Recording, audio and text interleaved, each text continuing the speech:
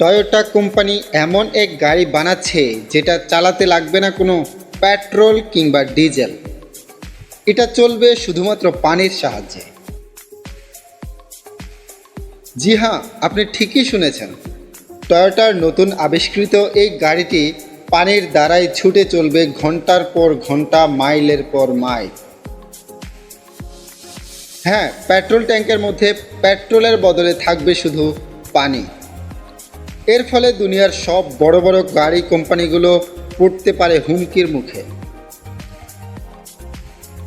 Even Elon মাস্কের Tesla ব্র্যান্ডের company দাবি করছে তারা দুনিয়ার সবচেয়ে ইকো ফ্রেন্ডলি গাড়ি বানাবে। তাদের ধান্দায়ও মন্দা দেখা দিতে পারে, কেননা টয়োটার এই নতুন ইঞ্জিনও এক ইকো ফ্রেন্ডলি কম্বাসন ইঞ্জিন হতে চলেছে।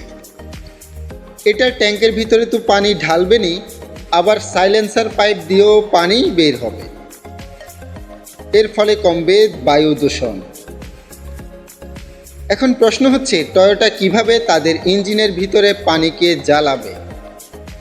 তারা কি সাধারণ পানির মধ্যে এমন কোনো খাস কিছু আবিষ্কার করে ফেললো নাকি, যেটা অন্য সব বড় বড় কোম্পানিগুলোর চোখে পড়েনি? আমরা হয়তো জানি না যে পানি ইঞ্জিনের সবচেয়ে বড় শত্রু। ইঞ্জিনের ভিতরে ভুলে একবার পানি ঢুকে পড়লে ভিতরের সব মেটাল নষ্ট হয়ে যায়। এখানে আরেকটা প্রশ্ন আসে, টয়োটা কিভাবে এই ইঞ্জিনের শত্রু মানে পানিকে ইঞ্জিনের ভিতরে দিয়ে তার দ্বারা শক্তি উৎপন্ন করবে? টেসলা এখন সবচেয়ে আকর্ষণীয় কোম্পানি মনে হলেও সত্যটা তো হচ্ছে ভিন্ন। টয়োটা 1997 সালেই দুনিয়ার সবচেয়ে সফল ইলেকট্রিক কার লঞ্চ করেছিল সবার আগে। তাহলে কেন এখন টয়োটা কোম্পানি এই পানির ইঞ্জিনের পিছনে উঠে পড়ে লেগেছে? তারা কি এমন কোনো কিছুর সন্ধান পেয়ে গেছে নাকি, যেটা ইলন মাস্কের চোখে এখনো ধরা পড়েনি? এরকম সকল প্রশ্ন এবং সমাধান নিয়ে আমাদের আজকের উপস্থাপন। আমরা যদি টয়োটার মাইন্ডসেট বুঝে নিই, তাহলে আমরা সকল প্রশ্নের উত্তর পেয়ে যাব। টয়োটা এমন একটা কোম্পানি যে কোম্পানি অন্য কাউকে অনুকরণ করে চলে না। টয়োটা এমন এক কোম্পানি যারা নিজেরা ট্রেন্ড তৈরি করে এবং বাকি সব কোম্পানিগুলো সেই ট্রেন্ড ফলো করে। আর এজন্যই টয়োটার প্রধান ফোকাস থাকে নতুন কিছু আবিষ্কার করার দিকে। 90-এর দশকে সবচেয়ে উন্নত মানের, সবচেয়ে আকর্ষণীয় সর্বপ্রথম ইলেকট্রিক কার লঞ্চ করে টয়োটা এবং সেটিতে অনেক সফলতাও অর্জন করে টয়োটা। কিন্তু সেই সফলতার মধ্যে তারা সম্পূর্ণ খুশি ছিল না। যেমন আমেরিকার মতো একটা দেশ, যেটা পৃথিবীর সবচেয়ে বড় বড় গাড়ি কোম্পানির দেশ বলা চলে, টেসলা, চেভরোলে, ফোর্ড, ফিয়াট এর মতো কোম্পানিরা গাড়ি বানাচ্ছে সেখানেও অন্য দেশের একটা ব্র্যান্ড বিপুল পরিমাণে দেখা যায়, আর সেটি হলো টয়োটা। আমেরিকায় প্রতি 5টা গাড়ির মধ্যে একটা গাড়ি পাওয়া যায় টয়োটা কোম্পানির। আমরা জানি হাইড্রোজেন এক প্রকার প্রমিসিং ফিউল, তার সাথে এটি একটি দাহ্য পদার্থও বটে।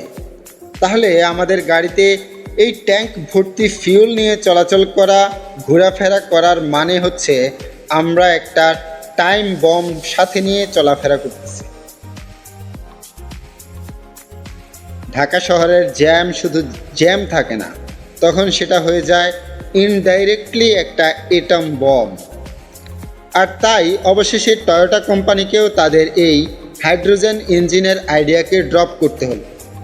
এখন তারা পুনরায় ফিরে এসেছে সাথে নতুন এক আইডিয়া নিয়ে। তাদের আন্দাজ হয়ে গিয়েছিল যে হাইড্রোজেন ফিউলের বিনিময়ে যদি অন্য কোনো কিছু শক্তি উৎপন্ন করতে পারে, সেটি একমাত্র হাইড্রোজেনই। কিন্তু পিওর হাইড্রোজেন অগ্নুৎপাত করতে পারে। তাহলে আমরা যদি এই পিওর হাইড্রোজেনটাকে ইমপিওর করে ফিউল ট্যাঙ্কে দেই, তখন সেটা আর দাহ্য পদার্থ থাকবে না কিংবা অগ্নুৎপাত করতে পারবে না। আর এই আইডিয়াই জন্ম দিল এক ওয়াটার ইঞ্জিনের ধারণার। এই ধারণার উপর গবেষণা করতে গিয়ে তারা দেখল যে অলরেডি অনেক মানুষ এই পানিকে ফিউল হিসেবে ব্যবহার করে গাড়ি চালিয়েছে। শুধু সেই গাড়িগুলো তাদের ডিজাইন, আকার আকৃতি কিংবা বিভিন্ন পলিটিক্সের শিকার হয়ে বিশ্ববাজারে আসতে পারেনি। অ্যাকচুয়ালি 1980 সালের দিকে ইউএসএতে ফিউলের অসম্ভব খরচের কথা চিন্তা করে এক ছোট্ট আমেরিকান ইনভেন্টর স্ট্যানলি মেয়ার্স তিনি পানি দিয়ে চলতে পারে এমন একটা গাড়ির ডিজাইন করেছিলেন। স্ট্যানলির হিসেব অনুযায়ী মাত্র 4 লিটার পানির সাহায্যে তার বানানো সেই গাড়িটি 180 কিলোমিটার পর্যন্ত চলার সক্ষম ছিল। কিন্তু যখন সে তার এই ইনভেনশন দুনিয়ার সামনে আনার চেষ্টা করে তখন বিভিন্ন তেল, গ্যাস কোম্পানি থেকে হুমকি আসতে শুরু করে। পরে 1998 সালে তিনি যখন একটা হোটেলে তার এই ইনভেনশন নিয়ে কিছু ইনভেস্টরদের সাথে কথা বলতেছিলেন, তখন হঠাৎ করে তার গলা শুকাতে থাকে। সে দৌড়ে হোটেল থেকে বাইরে আসে এবং হঠাৎ আচমকাই তার মৃত্যু হয়ে যায়। কিন্তু কাকতালীয় ব্যাপার হচ্ছে, তার মৃত্যুর কিছু সময় পরেই সেই গাড়িটি ও গাড়ির ডিজাইনগুলো সব তার গ্যারেজ থেকে উধাও হয়ে যায়। এমন আরও অনেকেই ওয়াটার ইঞ্জিন বানিয়েছেন, কিন্তু তাদের ভাগ্য সহায় ছিল না। আবার আমরা পুনরায় ফিরে আসি ওয়াটার ইঞ্জিনে। হাইড্রোজেন ইঞ্জিন আর ওয়াটার ইঞ্জিন উভয়েরই নিজস্ব কিছু সমস্যা রয়েছে। এখন প্রশ্ন জাগে, তারপরও কেন টয়োটা কোম্পানির ইঞ্জিনিয়ারগণ এই ইঞ্জিন বানানোতে উদ্বুদ্ধ হলো?